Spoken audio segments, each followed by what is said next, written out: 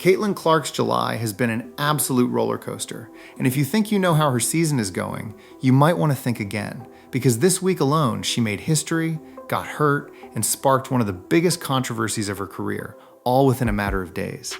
Let's break it all down. First, let's rewind to where this comeback story actually started. If you remember, 2025 was basically a lost season for Clark. Soft tissue injuries, a groin strain, then a bone bruise in her ankle kept her limited to just 13 games, and the fever eventually shut her down for the rest of the year. For a player who never missed a single game in college, that had to be brutal to sit through. So when 2026 rolled around, the big question on everyone's mind was simple. Would she actually come back healthy? And the answer, at least at first, was a resounding yes. Clark not only returned to full strength, she made her senior debut for Team USA at the FIBA Women's World Cup qualifying tournament in San Juan, Puerto Rico back in March. And she didn't just show up, she dominated. Averaging nearly 12 points and over 6 assists a game, she led Team USA to a perfect 5-0 record and walked away with tournament MVP honors. Not bad for someone who hadn't played a competitive game in 8 months, right? It looked like Clark was fully back and ready to take over the WNBA season. But then July happened. Here's where things get complicated, because the same body that betrayed her in 2025 started acting up again.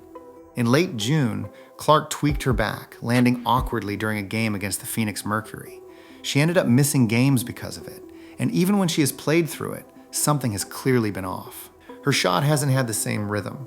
Her scoring numbers have dipped noticeably below her usual output, and she's visibly been playing under a minute's restriction just to manage the pain. Now here's the thing that makes this so fascinating to watch. Is this a minor flare-up, or is this the start of a bigger, more worrying pattern for a player whose body has already broken down once before? Because if you're a Fever fan, that question is genuinely nerve-wracking. And yet, somehow, in the middle of all that struggle, Clark still managed to make more history. This past Sunday, in a game against the Las Vegas Aces in Las Vegas, Clark reached 600 career assists, and she did it faster than any player in WNBA history, getting there in just 72 games. To put that in perspective, the previous record was 81 games, and legends like Sue Bird needed over 100 games to hit that same number.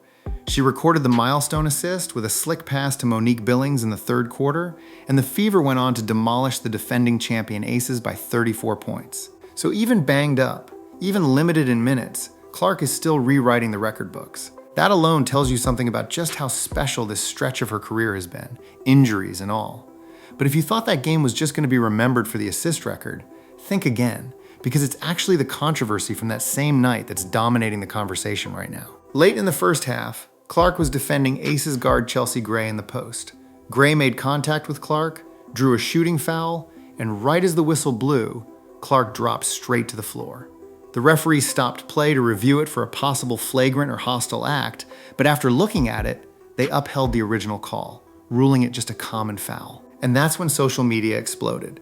Clips of the fall spread instantly, with fans and analysts splitting into two very different camps.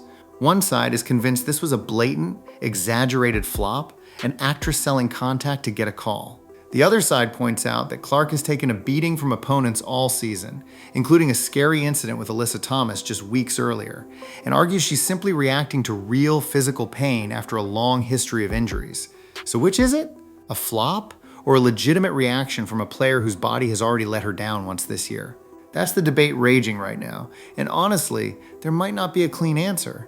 So where does all of this leave Caitlin Clark and the Fever heading into the second half of the season? On one hand, you have a player who is making history at a pace no one in league history has ever matched, and a Fever team that just went 3-1 on a tough road trip, and now sits at 14-9 heading into a stretch of home games before the All-Star break. On the other hand, you have a star player dealing with a nagging injury, a shooting slump, and a growing cloud of controversy following her on the court. Her MVP case, her health, and the Fever's ceiling this season may all come down to how she manages the next few weeks. Is this a speed bump before she catches fire again, or a sign of a longer, more troubling pattern? That's the story we'll all be watching closely.